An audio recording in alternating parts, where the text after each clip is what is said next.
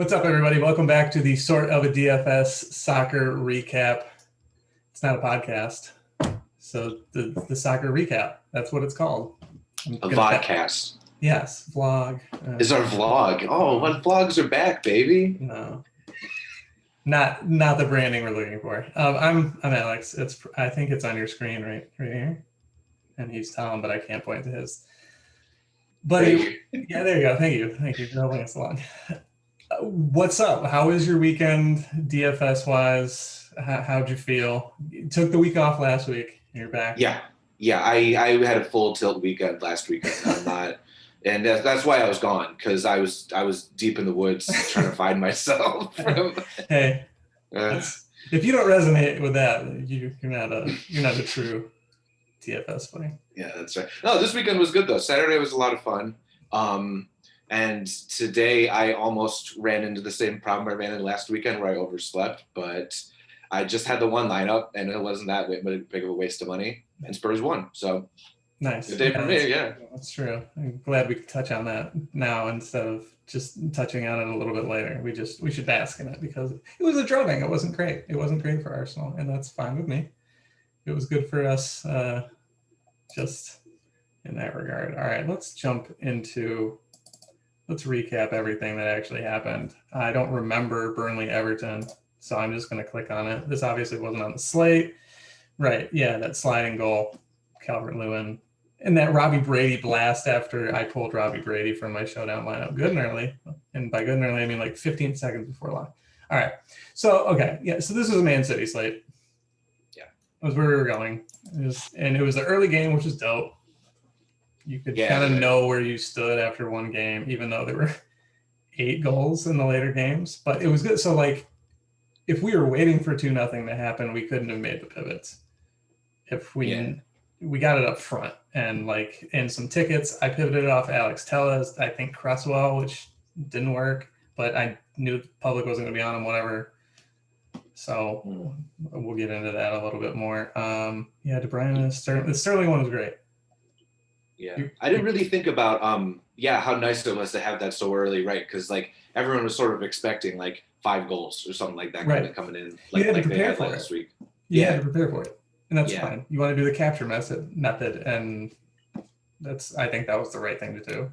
So, but let's see. I don't remember anything about this match either. Pogba, Greenwood, Rashford. That's right. It was all over the place.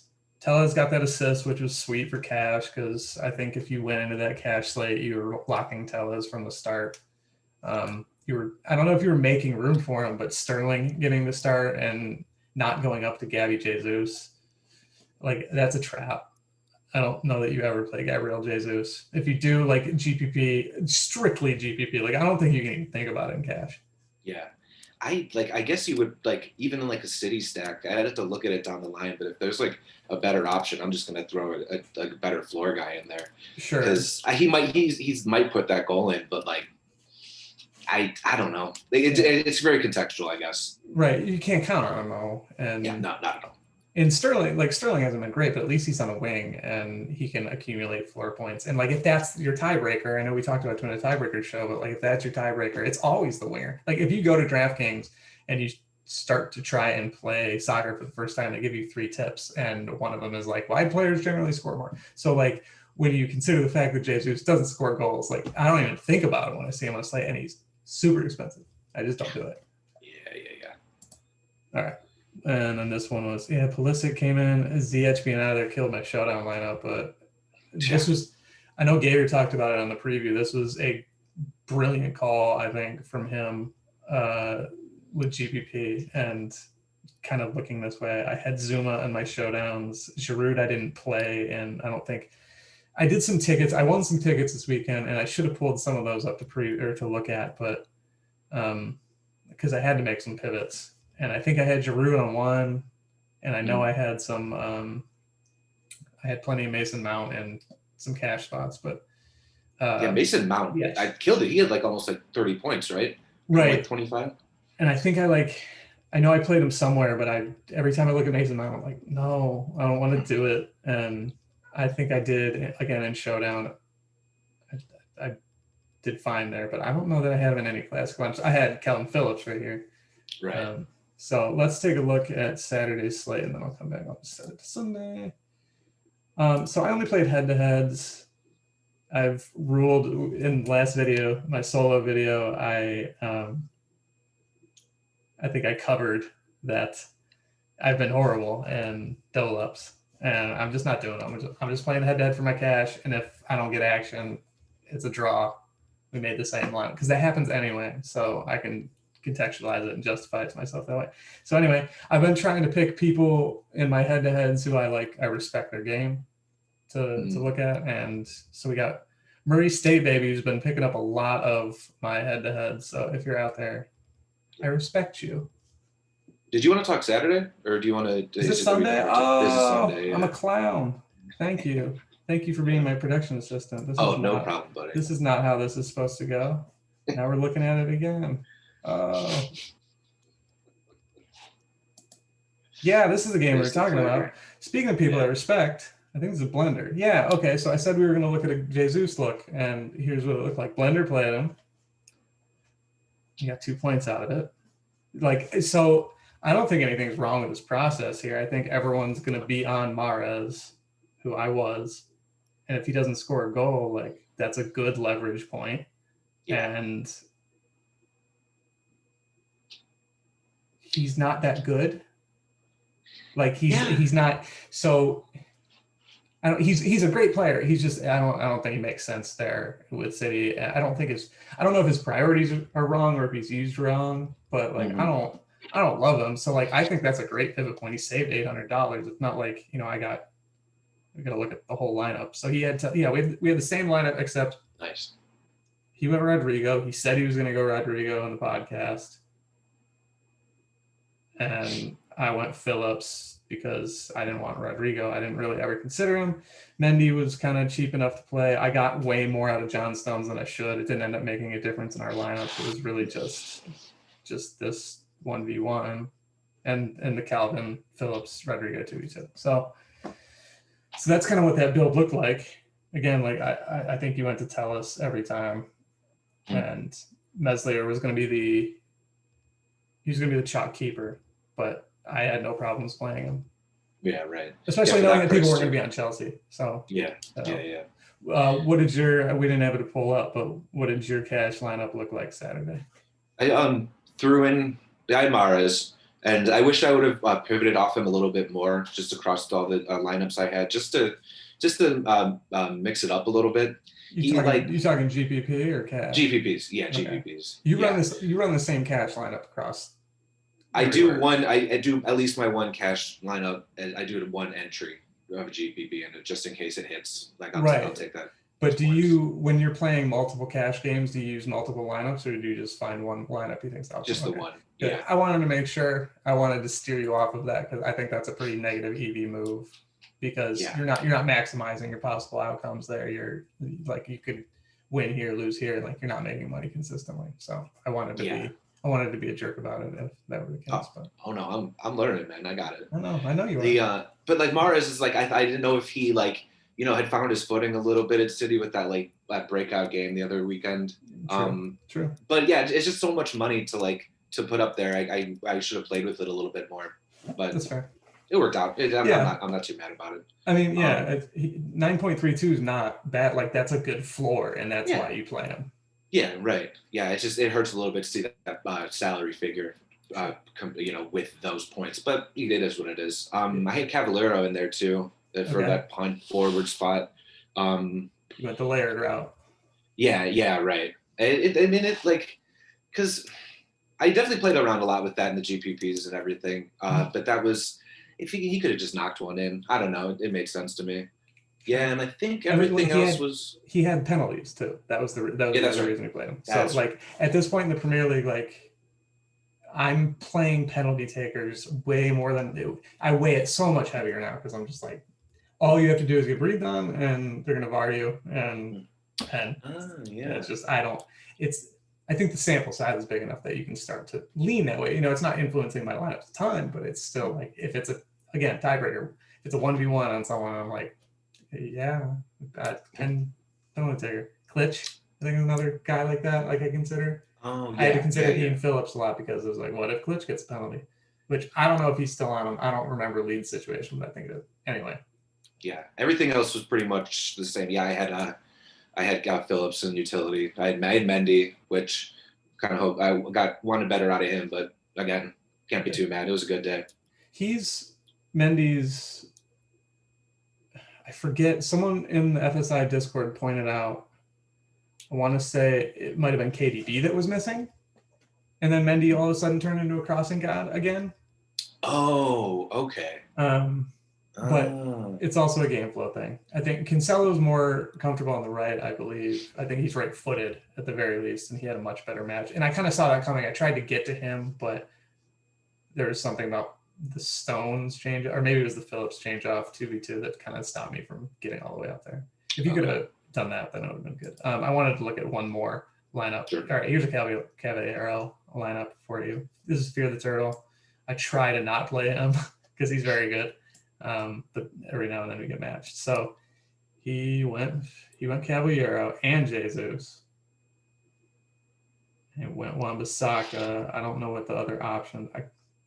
I mean, probably a safer play than Mendy, a cheaper play especially.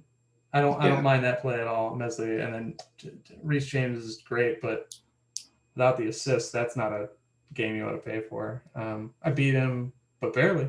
I mean, this is a nice lineup. Yeah, I've definitely kicked around Wan-Bissaka before. It just, it didn't make sense. So, I don't know. I had a lot more faith in Mendy this time. Well, so the difference between the two is Mendy's, when he gets those 4 games, it's because of crosses. For Wan-Bissaka, it's the tackle. See, he got 7 tackles. He's a tremendous defensive right back. He's not a crosser. So you have to look at the matchup there, I think, if you want to consider it. And I think that was a sharp play. Fear the Turtle's very good, like I said. Anything else about Saturday's slate that you wanted to? I mean, it was pretty straightforward. Yeah, I really got nothing. I don't know. That's fine. Banking on my Leeds guys to. Well, I wanted to say, friendship officially canceled with Alioski, at least temporarily canceled with Alioski. He didn't have a. Did he go negative? He was negative for a bit. But I didn't play him. Someone steered me off of him to, I think, Ailing. Yeah. I don't know if I actually ended up playing Ailing except in Showdown, but yeah. I don't even remember why. I think someone in the Discord was just like, it was probably Gator. I think he said, I prefer Ailing. I was like, all right, good enough for me. I hadn't considered, like, I don't know with those guys, with those Leeds guys. It's game to game. And Alioski, I believe, was listed as the left mid. So, like, he was already more forward. So automatically, like, I'm playing him. Yeah, he got bumped back, I think. But that was originally why I went with him so much. Right.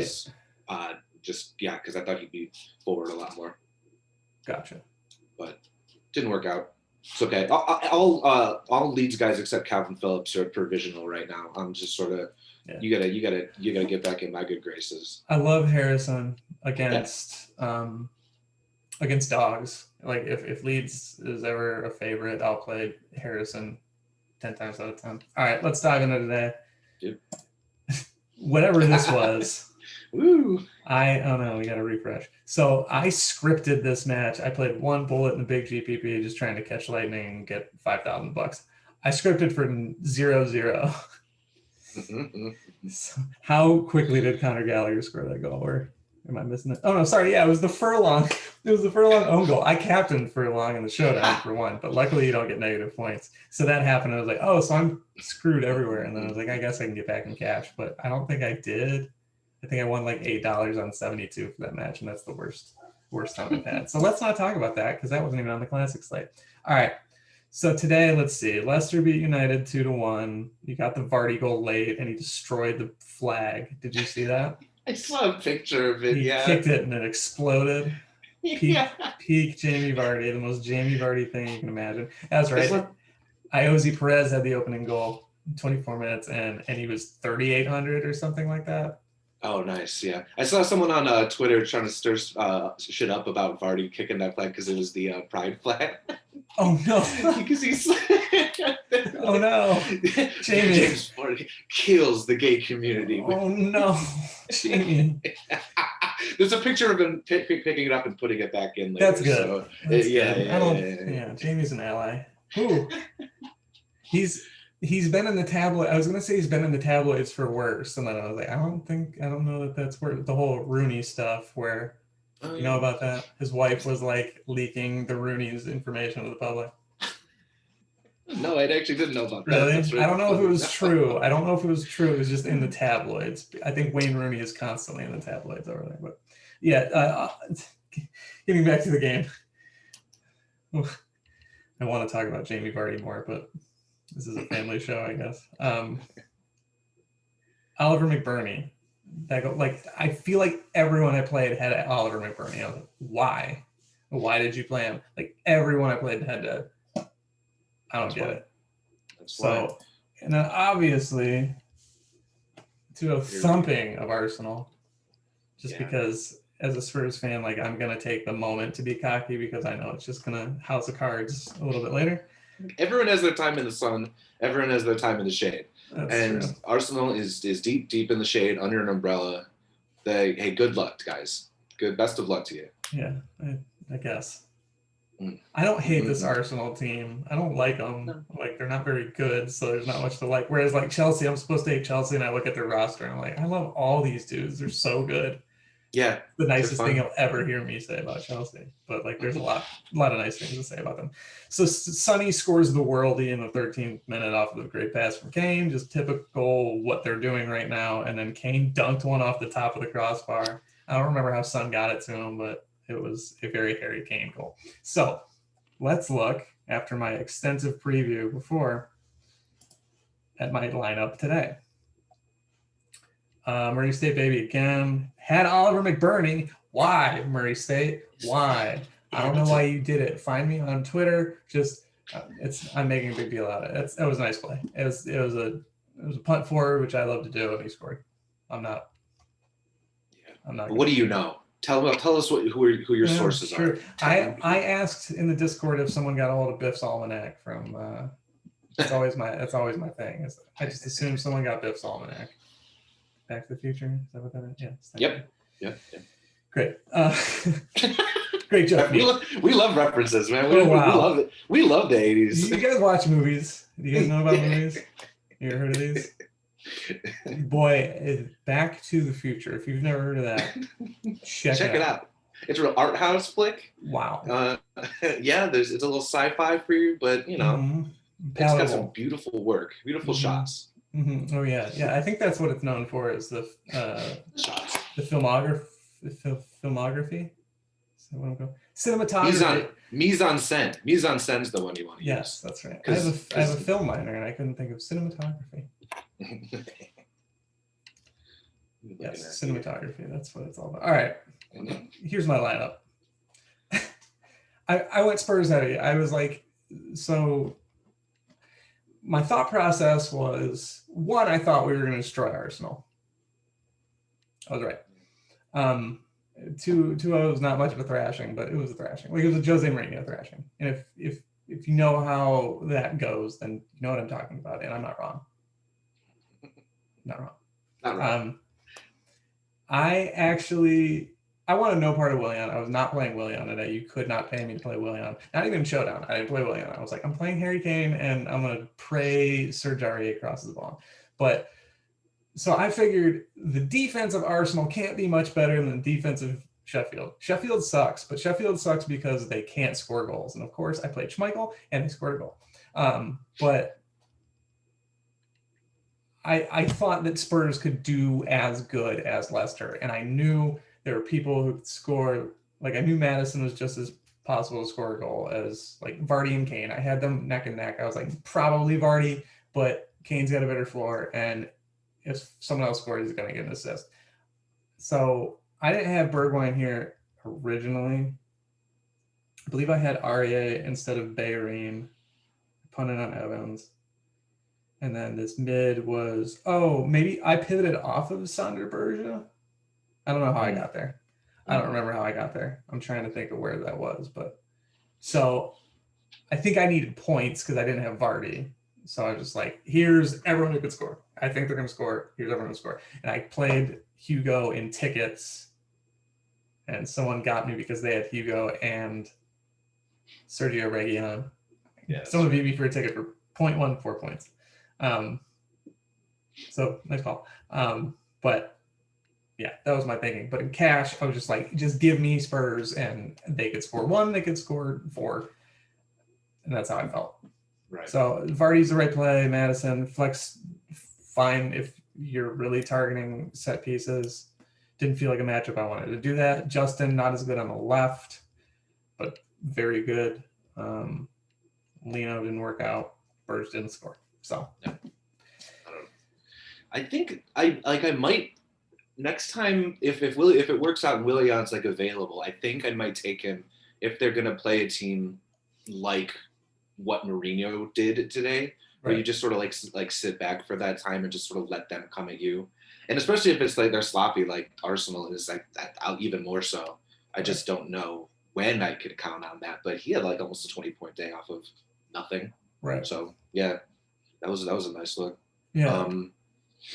But yeah, I could have used that too because mine. Besides, I had Son, I had Vardy, which is not a lot of points for him considering, and Madison in there, and I must have been drunk when I made the rest of this lineup because a full disclosure, I overslept my alarm today, and I barely I only got one person that didn't play and that wasn't lined up, so I just had to scramble to get Granit Xhaka in there, which was a very, very, very panicked decision. I was just like, yeah, he's available. Let's go. Let's do it. But looking at this is like, I have no idea why I had Fuchs in there. I mean, I guess. I guess if you're going to punt, you wanted to punt with Evans, but what I really don't know is why I had Baldock in the mix. He crosses plenty. Like back when they were good, it makes sense. He has a game every now and then. It just wasn't going to happen against Leicester today because Leicester's like good, but they suck. They're in that territory. They're like just bad form. Yeah, but yeah. So that was mostly your holder lineup, though, right? That was it. I don't think that's the worst holder line. Like the thing you have to understand about holder lineups is like I make sometimes I make a holder lineup when I go to the bathroom, right? And that's how much I just want to make sure I have a lineup up. Whatever. Sometimes I have time at night and I make a holder lineup. You were more in the bathroom stage, which like it happens and you try to scramble. And I've had those days too. So I don't want to. I'm glad you're sharing this with the public. There's a level of realism going on in this show that I don't think you get on other DFS content. No. Hey, I make mistakes that are just not soccer related at all. This is my life and these are my mistakes and I own them. You own them. And I love them. That's very important. I didn't love it so much, because I did the same thing last week on Saturday, and I thought Sergio was going to play up top, and that was the beginning of my tilt because Aguero, yeah, right, and boy, that was rough because I had made almost every lineup already. I had put all that money in, and they were all blown out by him not being there. So. Happens. I set my alarms on Saturday. That worked out, and I got pretty lucky today. So that worked out too. Lucky enough. Didn't win anything, but yeah. How lucky were you? All right. We were talking before we went on. We were talking MLS, and you asked kind of like what the learning curve was for MLS. Yeah, because I know you said it before about like when we were doing. I think we were talking about La Liga and like other European leagues and how they might be a little difficult DFS wise. Some of those teams. What are MLS guys like? So, I think you get a lot more young talent because I think they're hurried. What I've noticed, and I could be very wrong on this. This is not like I'm not great at MLS. I play it when I have time at night and when I need a little more scratch at the end of the day, and I'm just like wanting to play more. You just learn the guys. I don't know. I think it's the same as everywhere else, and I just play a lot of wide players, and like so the reason I wanted to bring this up is because this was a single bullet. I finished 34th in the big GPP, and I've talked about this before. I haven't really wanted to show it because it's not like a novel concept or anything, but I don't want everyone doing the same thing I'm doing. And I notice more and more people doing it the more GPPs I enter. So maybe I'm just not being variant enough. But so I just took Molino, who was a wide player who had decent goal scoring odds. Not that I use goal scoring odds, but that and shots on goal. He seemed like a good shot to score a goal. I knew he wouldn't be heavily captained, and he went out and he scored 2 goals. And all of a sudden I was like, I might win $10,000 tonight. And I took the goalie because I'm scripting for no goals. Johnny Russell crosses a ton, takes sets for them. He's very expensive, but like I know he's good, so I played him. Reynoso, he's a lock. And then Metanier, I don't know if that's the right pronunciation, but a guy who, when he gets going, tosses him a ton of crosses. Like this wasn't a terribly tough slate to do this for, because I knew I was playing these 4 guys. I just had to decide. I knew my goal scorer was and how I would fit something like this. Is a right back for Kansas City, who was favored, by the way. Oops, damn.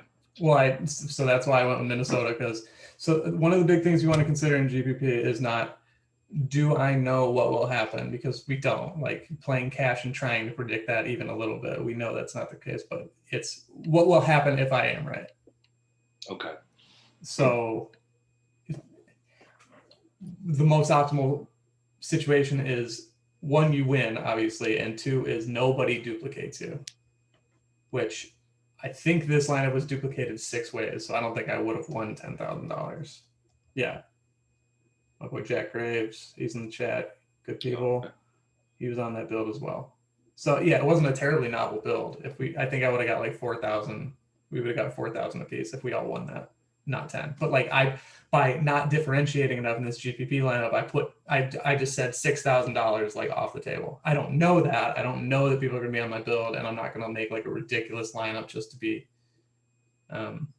unique, which may be dumb. I might need to reconsider that, but that's just where I went with this. And then poor these 2 guys, Tendrils, one of my main guys over at FSI, he was in first and got stack corrected out. So like I feel for him. That sucks.